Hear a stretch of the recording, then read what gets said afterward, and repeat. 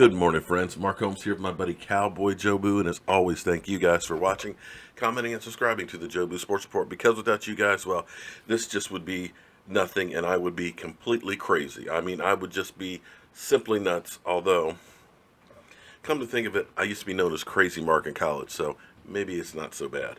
So, guys, today is Veterans Day. Be sure you see any veterans today, you thank them for their service. I went by Arlington Cemetery yesterday, and I got to tell you, when you walk around there and it's acres and acres of headstones of fallen heroes for this country, you can't help but get a lump in your throat. So thank every veteran out there that you see. I'm making sure I do it. I'm saying it right here again. Thank you guys for your service, and I hope all of you have a great day. So, we ended up doing our live stream last night with a brand new camera. I'm told that the picture was clear as could be, but there was one problem, and that was me. I just looked really old and ugly, so I can't do anything about that part, but hey, we're working on it. We got a whole bunch of bugs. I've got to learn how to use the system because you guys know I'm technology challenged, and we'll get there with it. Now, before we get on to the subject, we need to talk about the tailgate next week. And I'm sitting here looking at parking passes, and good Lord, they're as much as the game tickets. I was trying to get in lot 10, but I'm having a hard time getting parking tickets there. I'm thinking it's going to end up being parking lot 11.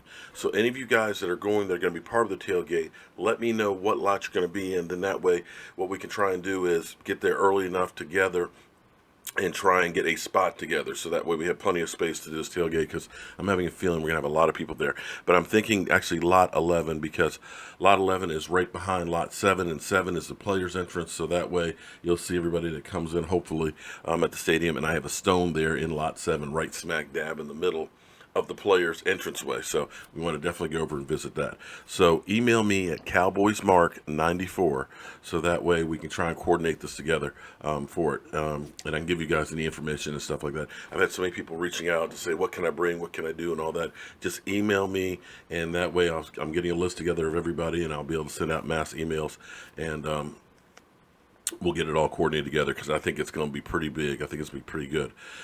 Just not trying to buy like 4 parking passes. So if your guys are already parking in lot 11, I'll get another one. We all set up together, and then that way we've got the whole thing put together. So anyway, back to tomorrow. We don't want to forget about tomorrow. The Atlanta Falcons. Atlanta Falcons, who haven't played as well as people would expect. But this is the NFL, and it doesn't matter what a team's record is. Anybody can beat you. And now, of course, we don't have Zeke Elliott. So, of course, a lot of people have the doom and gloom. The Cowboys are going to go down the toilet because they don't have Zeke Elliott and things. And it's going to put more pressure on Dak Prescott. Dak Prescott, our young quarterback that even some of our own fans don't believe in him and swear that he's just a dink and dunk quarterback and can't go downfield. That he's just a game manager and nothing special. And when I hear people who keep saying that, I'm just wondering, are they watching the same games that I'm watching? Are they looking at the same statistics that I'm getting?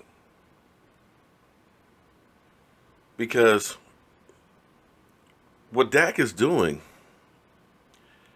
are some things that you don't normally see from one guy.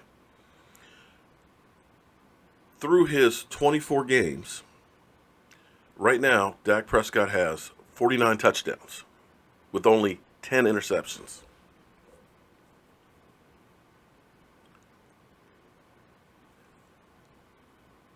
Ten of them rushing touchdowns. I'm sorry, eight interceptions. Don't let me mess it up. 8 interceptions.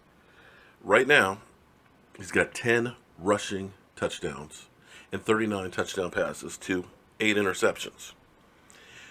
The only person to ever have 10 rushing touchdowns and 35 or more passing touchdowns is Cam Newton. Now, I'm not saying Cam Newton's in the Hall of Fame or anything right now, but, Cam Newton has had some really good seasons and some good games. So, only those two are in that category. And oh, by the way, Dak Prescott still has 8 more games to add to that. So he's literally going to be able to blow that statistic out of the water. Now, as far as passing accuracy, when you're talking about passing in tight windows, that means there's a yard or less of separation, which we've had a lot of this year. I'm going to be honest, our guys are not getting a free reins and wide open. You know, it's not. These guys are being covered, especially Des Bryant. Des Bryant's made some great catches, but you notice he's always got somebody draped over him. So when you're talking about making a pass in a tight window, when there's a yard or less of separation between the receiver and the cornerback, Dak Prescott has hit 48.9% of his passes there, which is, wait for it, first in the NFL. Let me say it again. First in the NFL in tight window passes.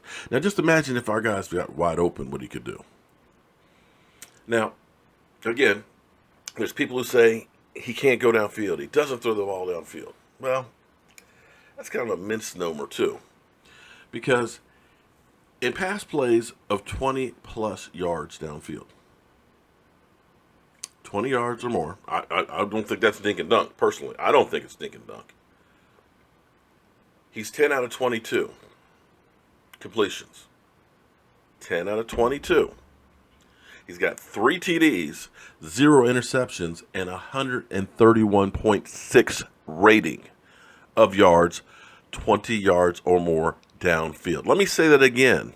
He is second in the NFL in passing over yards over 20 yards per play downfield.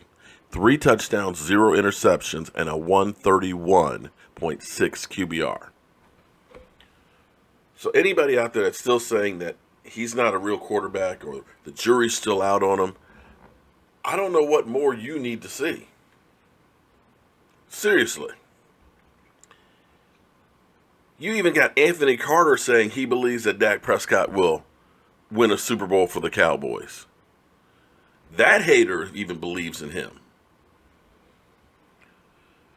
So what the Cowboys really need to do, because another one of the statistics that he blows everybody away is when Dak Prescott rolls out, you know, you do the naked bootleg, you do the dive inside, he rolls outside, he's deadly accurate, best in the NFL.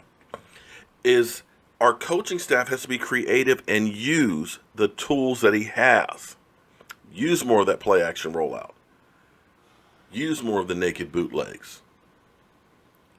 And our receivers need to start getting open a little more, because if he's hitting them with 1 yard less of separation, you guys give him a yard or 2 more, we'll be blowing people out. So we're still going to be trying to run the ball. Dak Prescott's going to pick up a little bit more of the slack. And I hope that we'll finally be able to get out of the shadows of saying that the Dallas Cowboys offense is only Zeke Elliott and that Dak Prescott is just a game manager. But we'll have to wait and see. You know what? If Dak Prescott wins the Super Bowl, I guarantee you nobody will give him credit like they do for, say, Eli Manning. They'll just say it was the defense at Zeke Elliott. But it is what it is. Doesn't seem to faze Dak Prescott because he just brushes it off and goes to work. So anyway, I can't wait for tomorrow. I got to figure out what I'm cooking for tomorrow and run some errands, figure out this other camera, and I'll be ready to rock and roll. So as always, guys, I want to thank you guys for all the support, and I cannot wait to get to Dallas next week. I'm Mark Holmes. This is CowboyJobu, and I will see you. What's up, Cowboys Nation? It's Dak Prescott. I'm back with AT&T, and right here in the store, right here at the touchstone, right in front of the practice facility. We have to touch this every day before we head out. And I'm here to tell you a little bit about what I do on game day. I'm not superstitious at all, so for the most part, it's about avoiding superstitions or avoiding things that I do the week before and past week. So the one thing that I do every single game, and it's more routine than anything, is I have to eat my spaghetti with ranch with a chicken breast while listening to my rap music. And then after that, I'm at the stadium and I'm ready to go. So I'll see you after my chicken breast.